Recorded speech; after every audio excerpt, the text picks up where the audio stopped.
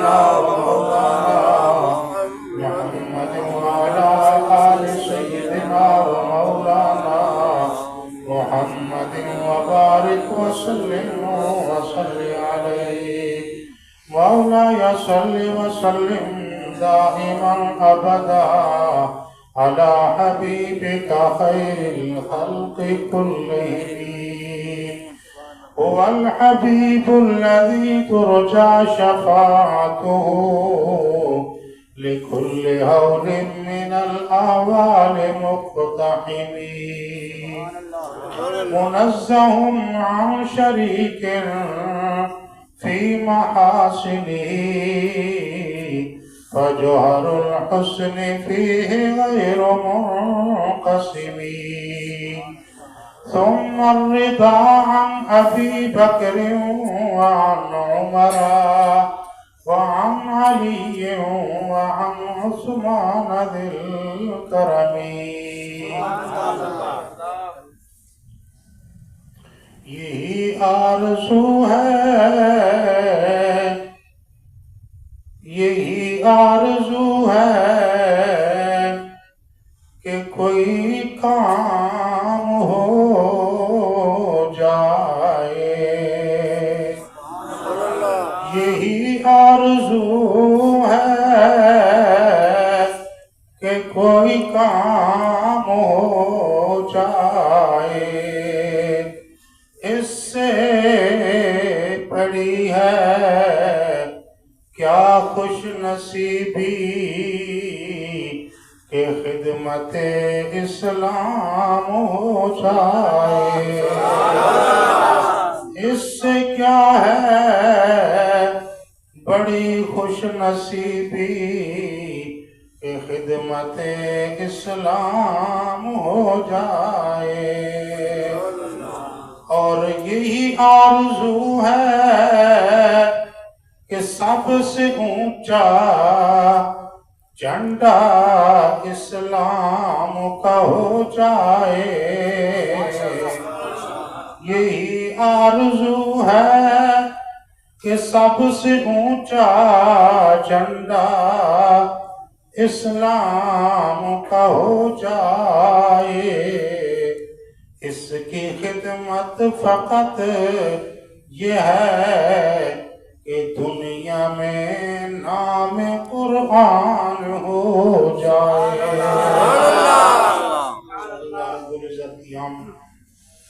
حضور سید عالم نور مجسم شفیع معظم صلی اللہ علیہ وسلم کی بارگاہ اقدس میں بے شمار تعریف و توصیف کے بعد برادر مکرم طالب نبی فاضل جلیل حضرت علامہ مولانا حافظ قاری محمد تنویر صاحب دامت برکاتہ القدسیہ اور میری بائیں جانب صاحبزادہ والا شان حضرت مولانا پیر محمد خالد محمود صاحب اور آپ تمام حضرات اور بالخصوص میں اپنی طرف سے حافظ صاحبان جنہوں نے آپ کو نماز تراویح کی صورت میں قرآن مجید فرقان حمید سنایا اور جنہوں نے سنا اللہ تعالیٰ تمام کا سنانا اور آپ کا سننا اپنی برگاہ کے اندر شرف قبولیت عطا فرمائے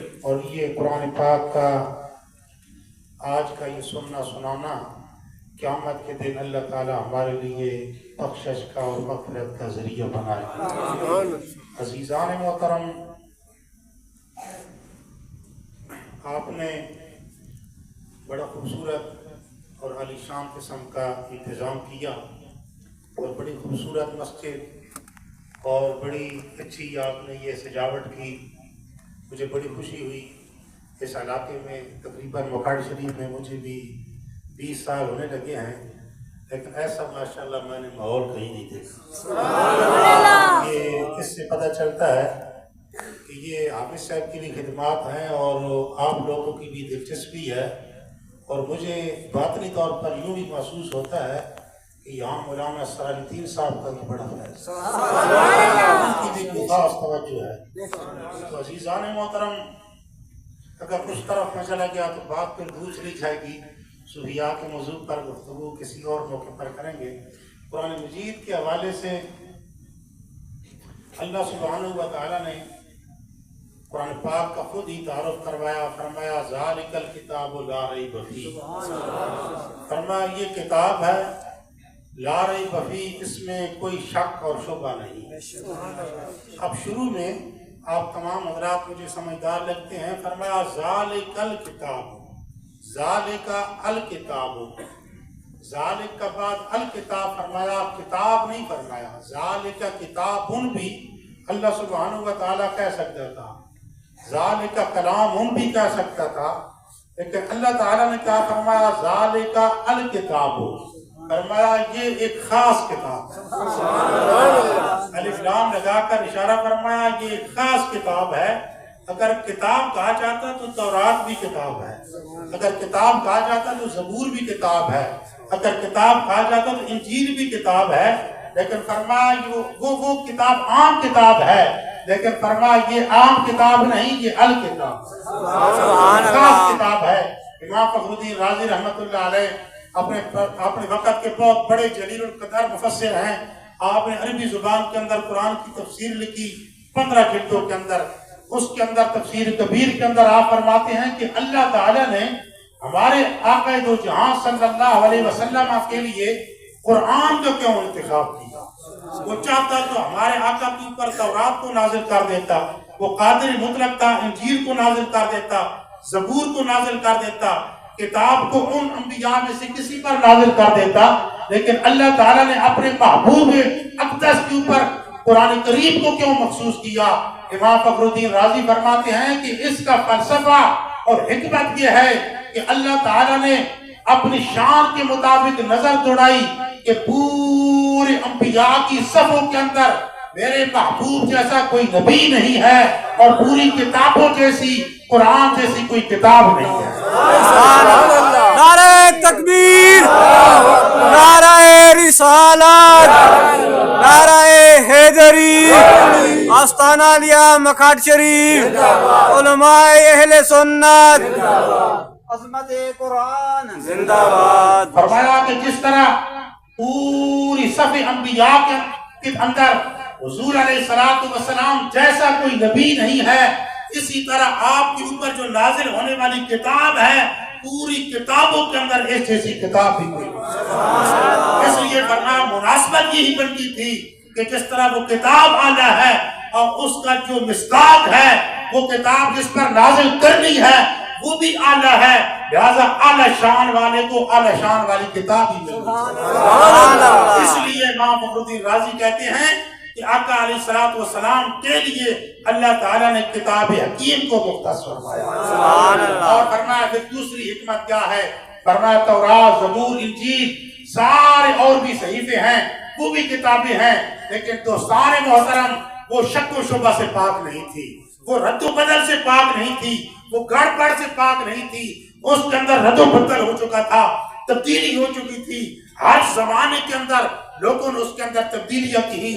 آج آپ کو تورات، اس زمانے کے اندر انجیل، آپ کو جناب والا زبور اصلی حالت میں نہیں ملے گی، لیکن کتاب ایک واحد کتاب ہے قرآن، کہ آپ کو جس طرح آقا علیہ السلام کے اوپر جس طرح نازل ہوا، آج کتنا عرصہ گزر گیا، اس قرآن کریم کے اندر ایک زبر کی تبدیلی بھی نہیں ہو سکتی، اس کے اندر کوئی رد و بدل نہیں کر سکا. فرمایا وجہ کیا ہے؟ فرمایا یہ ہے کہ کسی تورات کے اندر، زبور کے اندر، انجیل کے اندر اللہ نے یہ جملہ نہیں فرمایا. کون سا؟ اِنَّا نَحْنُ نَزَّلْنَا الذِّكْرَ وَإِنَّا لَهُ لَحَافِظُونَ، کہ ہم نے تورات کو نازل کیا، ہم نے زبور کو نازل کیا، ہم نے انجیل کو نازل کیا، اور اے لوگوں ہم قیامت تک اس کی حفاظت کریں گے. ان کتابوں کے اندر یہ جملہ نہیں تھا، لیکن اس قرآن کے اندر اللہ نے یہ جملہ لگا کر مہر لگا دی کہ قیامت آ سکتی ہے، لیکن اس کے اندر کوئی بندہ تبدیلی نہیں کر سکتا. اس لیے کہ ہم نے یہاں مہر ثبت کر دی کہ ہم نے اس کو نازل کیا اور ہم قیامت تک اس کی حفاظت بھی خود ہی کریں گے. آج تو لوگ زور لگا دیں چوٹی کا زور لگائیں، اپنی فصاحت و بلاغت کے گھوڑے دوڑائیں، لیکن قرآن کے اندر ایک زبر زیر کی تبدیلی نہیں کر سکتے۔ ایک بہت بڑا اپنے زمانے کا پادری ہے، وہ اپنی کتاب میں لکھتا ہے، کہتا ہے کہ میں پادریوں کے یہود و نصارہ کے گرجوں میں جا کر میں نے تورات کو خریدا، زبور کو خریدا، انجیل کو خریدا، اور ان کو خرید کر میں اپنے گھر لے آیا، اور جب گھر لے کر آیا تو جو اس کے اندر میں نے چاہا ان کے اندر میں نے تبدیلی کر ڈالا، تورات کو تبدیل کر ڈالا، زبور انجیل کو تبدیل کر ڈالا، اور صبح تبدیل کر کے میں تحریف شدہ، تبدیل شدہ یہ سارے نسخے ان کے لائبریریوں میں لے گیا، ان کی یونیورسٹیوں میں لے گیا اور جا کر رکھ دیے، اور انہوں نے ایسے ہی پڑھنا احمقوں نے شروع کر دیا۔ ان کو پتہ ہی نہیں چل رہا کہ اس جناب والا پادری نے اس تورات زبور انجیل کے اندر کیا تبدیلی کی ہے۔ وہ پڑھتے رہے، بس جیسی بھی تبدیل شدہ کتابیں تھیں وہ پڑھتے رہے۔ وہ پادری کہنے لگا کہ اس مقصد کے اندر تو میں کامیاب ہو گیا، تورات کو تبدیل کرنے میں، زبور انجیل کو تبدیل کرنے میں میں کامیاب ہو گیا، اور ان بھولے بھالوں کو پتہ بھی نہیں چلا۔ اب ایسا کرتے ہیں کہ جو ان ساری کتابوں کی سرکار کتاب ہے قرآن حکیم، اس کو تبدیل کرنے کی کوشش کرتا ہوں۔ وہ جناب والا ایک مدرسے میں مسجد میں گیا، اور وہاں جا کر اس نے کیا کیا، قرآن کو لیا، اور قرآن کو لے کر جناب والا اپنے گھر لے آیا، قرآن کو نسخہ گھر جا کر رکھ دیا، اور رات کو اس کے اندر تبدیلیاں کرنا شروع کر دی، تغیر تبدل کرتا رہا، کوئی آگے پیچھے صورتوں کو تبدیل کرتا رہا، آیات کو تبدیل کرتا رہا، اعراب کو تبدیل کرتا رہا، زبر زیر کو تبدیل کرتا رہا، اور تبدیل کر کے نا صبح جناب والا وہ مسلمانوں کی مسجد میں گیا۔ جس وقت مسجد میں گیا، وہاں مسجد میں ایک چھوٹا سا 6 سال کا بچہ بیٹھا ہوا ہے، وہ قرآن پاک اس کو یاد ہے، حافظ قرآن ہے، اس نے استاد صاحب سے قرآن پڑھا ہوا ہے، مسجد میں وہ اپنی منزل یاد کر رہا ہے، حافظ قرآن 6 سال کا بچہ۔ اس جناب والا پادری نے قرآن کا تبدیل شدہ نسخہ اس بچے کو پیش کیا، بیٹا اس کو چھوڑو، یہ جو میں نئی کتاب لے کر آیا ہوں اس کی تلاوت کرو، یہ آپ کو بڑا مزہ آئے گا۔ اس بچے نے وہ تعریف شدہ تبدیل شدہ وہ نسخہ لے کر پڑھنا شروع کر دیا۔ جب پڑھنا شروع کیا، کچھ دیر پڑھنے کے بعد وہ کہنے لگا، بابا جی جو لطافت میں اس قرآن کے اندر محسوس کر رہا تھا جس کو میں پہلے پڑھ رہا تھا، وہ مٹھاس، وہ مسرت، وہ حلاوت، وہ چاشنی اس کتاب کے اندر مجھے محسوس نہیں ہو رہی، وہ مزہ مجھے اس میں نہیں آیا۔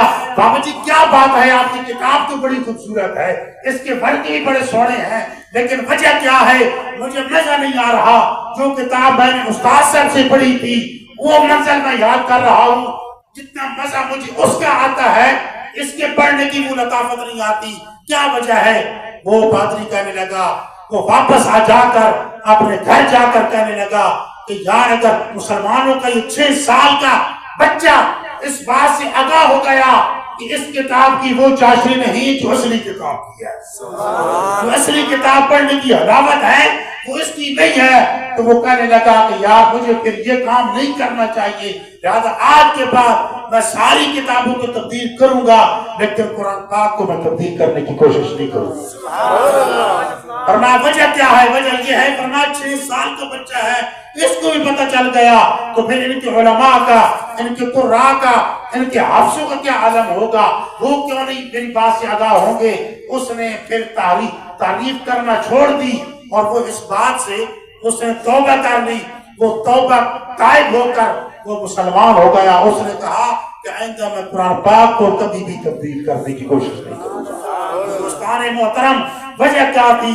وجہ یہ تھی کہ اللہ تعالیٰ نے قرآن کریم کی حفاظت خود اپنے ذمہ لی تھی۔ فرمایا قیامت آ سکتی ہے لیکن حافظ قرآن کے سینوں کے اندر جو میں نے قرآن کی ودیت اور امانت رکھ دی ہے، ساری قیامت آ کر دنیا تبدیل ہو سکتی ہے لیکن حافظوں کے سینوں کے اندر یہ کتاب محفوظ ہو چکی ہے، اس کے اندر تبدیلی نہیں ہو سکتی۔ قرآن کی یہ شان، یہ عظمت ہے، اور جہاں دوستان محترم یہ قرآن پڑھا جاتا ہے، جس مقام پر، جس مسجد میں، جس محلے میں، جس گھر میں قرآن پڑھا جاتا ہے، اس کا عالم کیا ہے؟ مشکات شریف کی حدیث ہے، حضرت اسید بن خدیر حضور کے صحابی ہیں، آپ فرماتے ہیں میں قرآن پاک کو اپنے گھر صحن میں پڑھ رہا تھا، تلاوت کر رہا تھا، میں تلاوت کر رہا ہوں اور میرے گھر کے صحن میں ایک گھوڑا باندھا ہوا ہے، جو میں نے جہاد کے لیے گھوڑا رکھا ہوا تھا، پالا ہوا تھا، وہ میرے صحن میں باندھا ہوا ہے۔ آپ فرماتے ہیں اسید بن خدیر کہ میں نے قرآن پاک کی جب تلاوت کرتا ہوں کیا دیکھتا ہوں کہ وہ میرے گھر میں جو گھوڑا باندھا ہوا ہے وہ کبھی ادھر بھاگتا ہے کبھی ادھر بھاگتا ہے۔ میں قرآن پاک کو بند کر کے گھوڑے کے قریب چلا جاتا ہوں کہ یار دیکھوں اسے کوئی تکلیف تو نہیں، اسے کوئی چیز ڈھنگ تو نہیں رہی، کیا وجہ ہے؟ اسید بن خدیر فرماتے ہیں جب میں گھوڑے کے نزدیک گیا میں قرآن کو میں نے بند کیا، گھوڑے نے اچھلنا چھوڑ دیا، گھوڑا بالکل ساکت ہو گیا، خاموش ہو کر کھڑا ہو گیا اپنے ٹانگوں پہ۔ اسید بن خدیر فرماتے ہیں پھر میں نے قرآن کو کھول کر پڑھنا شروع کر دیا، جو ہی میں قرآن کی تلاوت کرتا ہوں، قرآن کو پڑھتا ہوں، اتنا گھوڑا پھر وہی اپنی عادت کے مطابق بھاگنا شروع کر دیتا ہے، کبھی ادھر جولان کرتا ہے، کبھی ادھر کرتا ہے، کبھی ادھر کرتا ہے، کبھی ادھر کرتا ہے۔ اسید بن خدیر فرماتے ہیں 3 مرتبہ ایسے ہوا کہ میں نے جب قرآن پڑھنا شروع کیا گھوڑے نے جولان شروع کر دیا، قرآن کو بند کیا گھوڑا ساکت ہو گیا، ٹھہر گیا۔ اسید بن خدیر فرماتے ہیں میں حضور کی بارگاہ میں عرض گزار ہوا یا رسول اللہ، رات کو یہ مسئلہ پیش آیا کہ میں جب قرآن کی تلاوت کرتا ہوں گھوڑا بھاگنا شروع کر دیتا ہے، قرآن کو بند کرتا ہوں گھوڑا ساکت ہو جاتا ہے، یا رسول اللہ اس میں کیا حکمت ہے؟ کوئی چیز بھی وہاں مجھے نظر نہیں آتی اسے تکلیف دینے والی۔ حضور یا رسول اللہ ماجرا کیا ہے؟ حضور نے فرمایا اے اسید بات توجہ سے سن، جس وقت تو قرآن کی تلاوت کرتا ہے نا تو تیرے قرآن کی تلاوت کو سننے کے لیے آسمان سے فرشتے زمین پر اتر آتے ہیں، سبحان اللہ، آسمان سے زمین کی طرف تیرے قرآن کی تلاوت کو سننے کے لیے اترتے ہیں، اور کس حال میں اترتے ہیں؟ مولا علی قاری نے شرح مشکات کے اندر لکھا، فرماتے ہیں اترتے کس حال کے اندر ہیں کہ ان کی ایک پوری روحانی اور ایک نورانی لین بن جاتی ہے، پوری کہکشاں ہوتی ہے، پوری لین ایک نورانی لین کی صورت میں وہ قرآن کو سننے کے لیے اتر رہے ہیں۔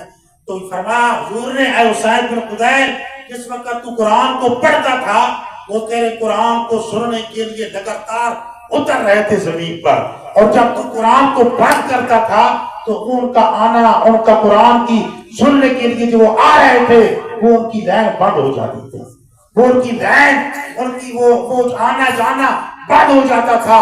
تو در حقیقت تیرا جو گھوڑا تھا وہ اس سے کوئی چیز تکلیف نہیں دے رہی تھی، بلکہ وہ فرشتوں کو دیکھ کر ڈر جاتا تھا، کبھی ادھر بھاگتا تھا کبھی ادھر بھاگتا تھا، در حقیقت وہ فرشتوں کا نظارہ کر رہا تھا، وہ فرشتوں کو دیکھ رہا تھا، اور فرشتے تیرے قرآن کو سننے کے لیے آ رہے ہیں۔ دوستان محترم جس وقت کوئی قرآن کو پڑھتا ہے، یہ حافظ قرآن کی بات نہیں کہ آپ سمجھے کہ صرف حافظ قرآن کی شان ہے، آپ میں سے بھی کوئی قرآن پڑھے، کوئی بھی مسلمان قرآن پڑھے، اس کا یہ مقام اور شان ہے کہ اس کے قرآن کی تلاوت کو سننے کے لیے آسمان سے فرشتے زمین پر اتر آتے ہیں۔ یہ قرآن کی شان ہے، قرآن کی عظمت ہے۔ دوستان محترم قرآن سے محبت کرنا، قرآن والوں سے محبت کرنا، صاحب قرآن سے محبت کرنا یہ دنیا کے اندر ہو سکتی ہے، اور قرآن کے اندر ہر چیز کا بیان موجود ہے۔ ہم نے قرآن کو صرف چند چیزوں کے اندر مخصوص کر لیا، ختم کے لیے مخصوص کر لیا، حاجت کے لیے، بیماریوں کے لیے ان کی صورتوں کو مخصوص کر لیا، کوئی بیمار ہو جائے فلاں صورت پڑھو، فلاں پڑھو، فلاں پڑھو، ایسا نہیں ہے۔ دوستان محترم قرآن الف لام میم سے لے کر والناس تک ایک پورا ضابطہ حیات ہے، ایک پورے ضابطہ حیات، لا رتب ولا یابس الا فی کتاب مبین، اس کے اندر ہر چیز کا بیان موجود ہے۔ صرف رہنمائی لینے کے لیے ہم کمزور ہیں کہ ہم قرآن سے رہنمائی نہیں لے سکتے، قرآن سے اپنا رشتہ جوڑ نہیں سکتے، قرآن کے مطابق اپنی زندگیوں کو گزارنے کی کوشش نہیں کرتے۔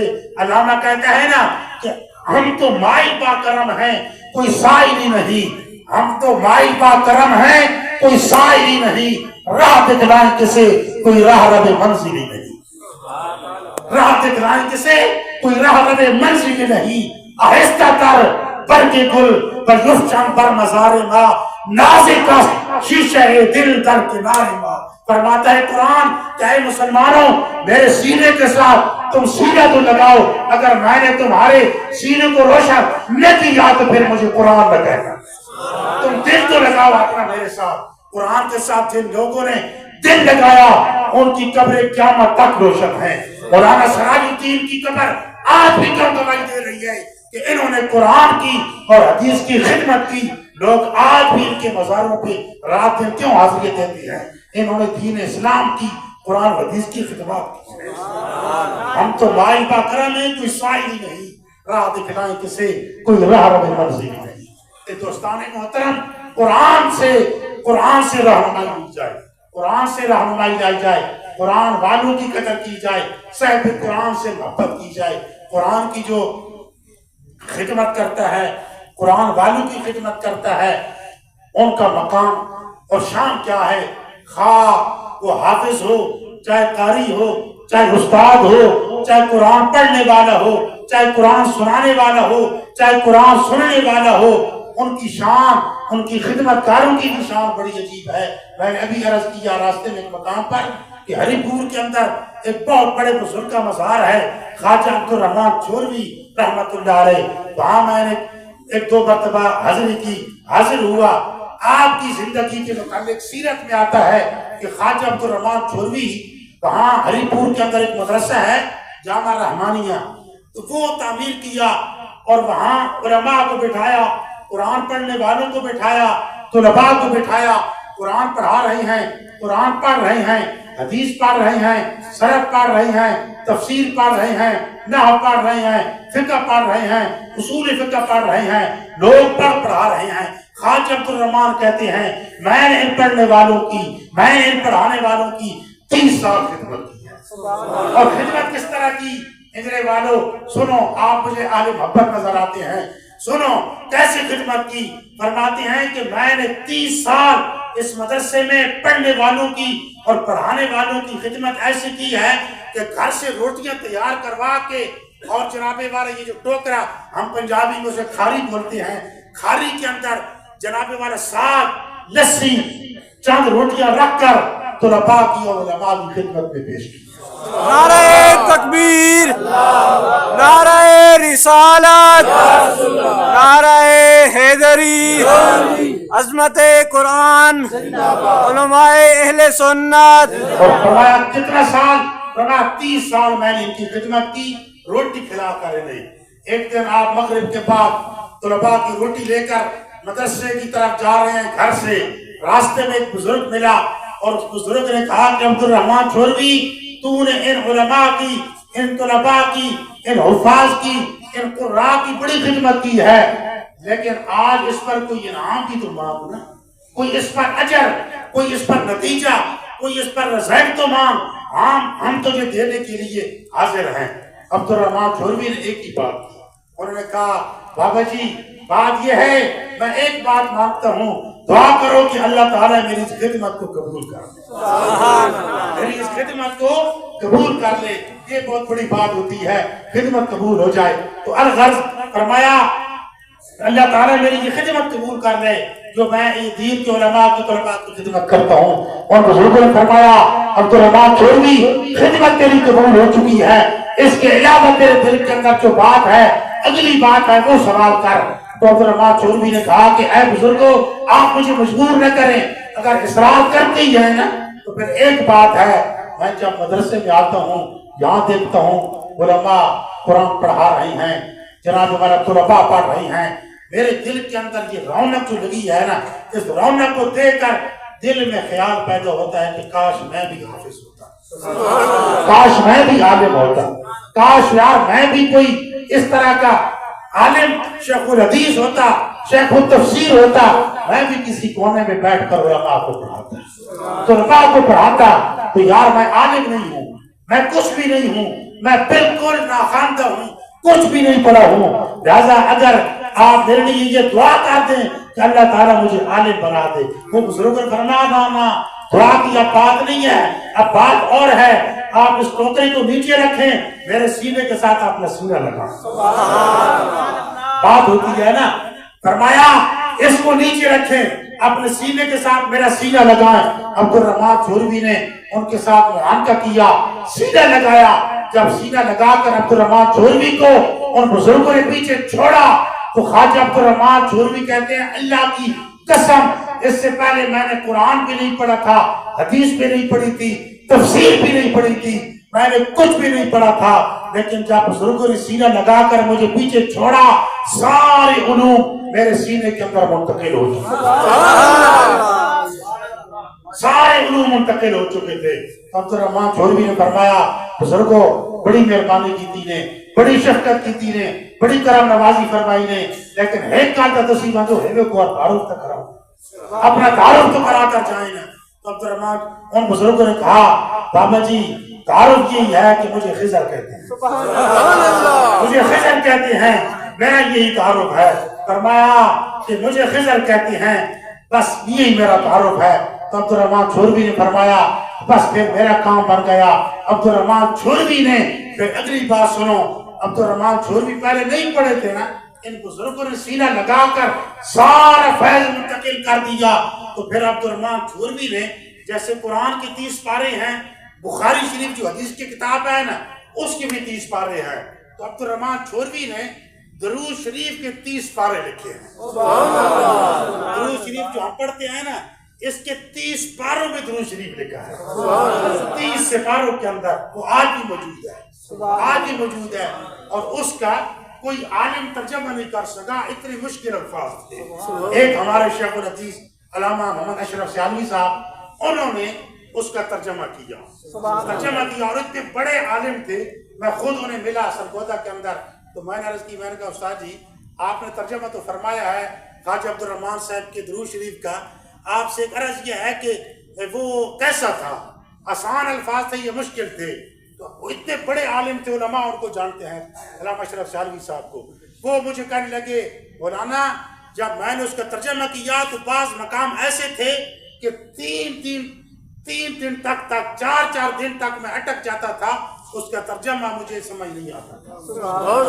اتنے بڑے، اور میں وہ علم تو حضرت خضر علیہ السلام کا تھا نا، ظاہر وہ حضرت خضر میں علم خضری تھا، اس کا پھر مقام تو ایسا ہی ہونا تھا. اس لیے جو لوگ دین کی خدمت کرتے ہیں نا جی، پھر اللہ تعالیٰ ان کے سینوں کو بھی، ان کے مزاروں کو بھی، ان کے ساتھ تعلق رکھنے والوں کی سینے پہ بھی، دنیا میں بھی روشن کر دیتا ہے، آخرت کے اندر بھی روشن کر دیتا ہے. اس لیے حافظ قرآن ہونا بہت بڑی سعادت ہے، بہت بڑی مقام ہے.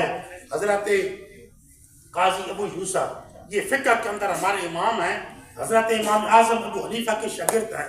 قاضی ابو یوسف، ان کا اصل نام یعقوب ہے. ابو یوسف ان کی کنیت ہے، اصل نام ان کا یعقوب ہے. ان کی والدہ فوت ہو گئی نا جی، یہ یتیم ہو گئے.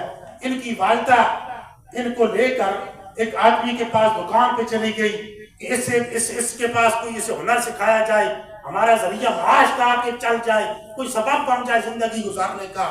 وہ جب دھوبی کے پاس گئی تو 2-3 دن قاضی ابو یوسف اس کے پاس رہے، لیکن آپ کا دل مطمئن نہیں ہوا. آپ کہنے لگے مجھے دین پڑھنے کا بڑا شوق ہے، دین کا بڑا شوق ہے. ان کی والدہ نا جی، قاضی ابو یوسف کی والدہ قاضی ابو یوسف کو حضرت امام اعظم ابو حنیفہ کی برگاہ میں لے گئی، ان کی خدمت میں لے گئی. جب خدمت میں لے کر گئی، بات بڑی مزے سننے والی ہے، جب خدمت میں لے کر گئی نا جی تو امام اعظم نے فرمایا کہ بھائی اس بچے نے کیا پڑھنا ہے؟ تو ان کی والدہ نے عرض کی حضور یہ کتابیں پڑھنا چاہتا ہے، درس نظامی قرآن و حدیث پڑھنا چاہتا ہے. تو آپ نے فرمایا بھائی قرآن و حدیث تو میں پڑھا دوں گا، لیکن قرآن حدیث پڑھنے سے پہلے اگر بندہ حافظ قرآن ہونا، قرآن کا حافظ ہو تو اس کو قرآن و حدیث سمجھنے میں بالکل آسانی ہوتی ہے، دشواری نہیں ہوتی، وہ جلدی سے قرآن و حدیث سمجھ جاتا ہے. یہ حافظ ہے کہ نہیں؟ تو ان کی والدہ نے عرض کی حضور یہ حافظ تو نہیں ہے. فرمایا اسے قرآن حفظ کرنا. آپ کی والدہ ان کو گھر لے کر واپس چلی گئی. وہاں جا کر ایک استاد آپ کی خدمت میں پیش کیا، اور قاضی ابو یوسف نے اس استاد کے پاس 7 دنوں کے اندر قرآن حفظ کر دیا. سبحان اللہ. ایک ہفتے کے اندر 7 دنوں کے اندر. 7 دنوں کے بعد پھر آپ کی والدہ امام اعظم ابو حنیفہ کے پاس گئی. کہنے لگی کہ یہ بچہ اب آ گیا, حافظ قرآن بن گیا, لہٰذا آپ اس کو داخلہ دے دیں. تو انہوں نے کہا کہ بھائی ہماری شرط یہ ہے کہ حافظ قرآن ہو. فرمایا جی اس نے حفظ کر لیا ہے, یہ حافظ قرآن ہو چکا ہے. امام اعظم نے قاضی ابو یوسف کی طرف اس طرح سینے پیشانی کی طرف ذرا دیکھا نا توجہ سے, فرمانے لگے ہاں یہ تو بہت بڑا, اس کے سینے کے اندر بڑی روشنائی ہے, بڑا نور ہے, یہ تو بڑا عالیشان بچہ ہے. اور آپ کی والدہ کو مخاطب کر کے کہنے لگے, فرمانے لگے اے محترمہ سنو, اس کے سینے میں اتنی بڑی روشنائی ہے کہ یہ اپنے وقت کا قاضی اور چیف بنے گا. یاد رکھو, یہ عالم بن کر اپنے وقت کا قاضی بنے گا, چیف بنے گا. اور دوسری بات یاد رکھو کہ اس کا جو زمانہ ہوگا, اس وقت کے جو بادشاہ ہوں گے وہ اس کی غلامی کریں گے. تو وہ اس وقت جو بات پیشن گوئی تھی کہ ان کی کرامت تھی, بندہ دیکھ کر ان کی والدہ کو یقین تو نہ آیا کہ ابھی اس نے ابھی قرآن حفظ کیا, یہ بچہ ہے, عالم بھی نہیں بنا, اور آپ پہلے پیشن گوئی فرما رہے ہیں کہ یہ جناب والا اتنا بڑا عالم بنے گا کہ اس کا جناب والا قاضی بن جائے گا اور وقت کے بادشاہ اس کی غلامی کریں گے, اس کی خدمت کریں گے, یہ کیسے ہو سکتا ہے؟ تو بہرصورت ایک وقت آیا قاضی ابو یوسف رحمۃ اللہ علیہ عالم بننے کے بعد ہارون رشید کے زمانے میں چیف بن گئے قاضی, ہارون رشید کے زمانے میں. اور ہارون رشید جب فوت ہوا تو اس کے 2 بیٹے تھے, مامون رشید اور امین الرشید. وہ جناب والا قاضی ابو یوسف ان کے درمیان میں بیٹھے ہوئے تھے, اور ایک صاحبزادہ ادھر بیٹھا ہے, ایک صاحبزادہ قاضی ابو یوسف کی بائیں طرف بیٹھا ہے, قاضی صاحب درمیان میں بیٹھے ہوئے ہیں. قاضی صاحب بیٹھے بیٹھے اس وقت اٹھے نا, اپنی کرسی سے اٹھے, تو ان دونوں صاحبزادوں نے آپ کی جوتیاں اٹھا کر آپ کے پاؤں میں ڈالنا شروع کر دیا اور ان کے پاؤں کو چومنے شروع کر دیا. تو قاضی ابو یوسف کی آنکھوں سے آنسو آ گئے. وہ کہنے لگے کاش یار میرے استاد نے بچپن میں یہ بشارت دی تھی کہ تو وقت کا قاضی بنے گا اور وقت کے بادشاہ تیری غلامی کریں گے. آج یہ بات سچ ثابت ہو گئی, سچ ثابت ہو گئی. تو حضرت امام اعظم قاضی ابو یوسف نے پھر اپنی سیرت میں لکھا, فرمان لگے کہ یہ جتنی بھی مجھے اعزاز عزتیں ملی ہیں یہ قرآن کی برکت کی وجہ سے, قرآن کی برکت سے ملی ہے. تو دوستان محترم, قرآن کی بڑی شان ہے, بڑا مقام ہے, بڑی عظمت ہے. قرآن سے پیار کیا جائے, قرآن سے محبت کی جائے, قرآن کو پڑھا جائے. لیکن ایک گزارش کروں گا, قرآن کو پڑھو, اس کا ساتھ ترجمہ بھی پڑھو, اس کی تفسیر بھی پڑھو کہ قرآن ہمیں یار کہتا کیا ہے. اگرچہ ویسے پڑھنے کا بھی ثواب ہے, لیکن تم اس کو ترجمے کے ساتھ پڑھو, تفسیر کے ساتھ پڑھو. بے شک نصف رکوع پڑھ دو, آدھا صفحہ پڑھ دو, روٹین کے ساتھ پڑھتے رہو, زندگی کے اندر آپ کو اصل اس کا مفہوم اور مطلب سمجھ آئے کہ قرآن ہمارے ساتھ باتیں کیا کرتا ہے. اس لیے میرا یہی پیغام ہے کہ آپ قرآن کو مطلب, مفہوم, تفسیر, ترجمے کے ساتھ پڑھنے کی کوشش کریں اور قرآن سے محبت کریں اور قرآن کے ساتھ پیار کریں, کیونکہ یہی قرآن ہے قیامت والے دن اس نے ہماری شفاعت کرنی ہے. اس دن ہمارے کھاتے میں, ہمارے نامہ اعمال میں کچھ بھی نہیں ہوگا. قرآن کو اللہ تعالیٰ زبان دے دے گا کہ اے یا رب العالمین, دنیا کے اندر اس نے مجھے پڑھا تھا, اور اگر پڑھ نہیں سکا اس نے مجھے اس نے جناب والا میرے ساتھ محبت کی تھی, یا میرے پڑھنے والوں کے ساتھ محبت کی تھی, یا ان کی خدمت کی تھی. یا رب العالمین, پڑھنے والوں کی, اس کی خدمت کرنے والوں کی, ان کی خدمت, ان کے پڑھنے والوں کے ساتھ پیار کرنے والوں کی تو سب شفاعت ہے. تو قرآن سارے لوگوں کی بالکل حدیث کے مطابق تمام لوگوں کی, پڑھنے والوں کی, محبت کرنے والوں کی, تمام کی قیامت والے دن قرآن اللہ کی بارگاہ میں سفارش کرے گا. اللہ تعالی ہمیں صحیح معنوں کے اندر قرآن حدیث کو سمجھنے کی توفیق عطا فرمائے اور اس کے مطابق ہو ہمیں زندگی گزارنے کی توفیق عطا فرمائے. ہماری زندگی غفلت میں گزر گئی, کتنی گزر گئی غفلت کے اندر, ہم اس طرح اس کی عبادت نہ کر سکے. رمضان کے 2 عشرے گزر گئے, ہم غفلت کے اندر ہم نے گزار دیے. یا رب العالمین, ہم ناوید ہیں, ہم تیری بارگاہ میں بہت حقیر ہیں, ہم تیری ذات کو ایسی عبادت نہیں کر سکتے، تیری معرفت ایسے نہیں حاصل کر سکتے جیسا تیری معرفت حاصل کرنے کا حق ہے۔ ہم کوتاہ ہیں، یا رب العالمین ہماری کوتاہیوں کو معاف عطا فرما۔ باقر دعوانا الحمدللہ رب العالمین۔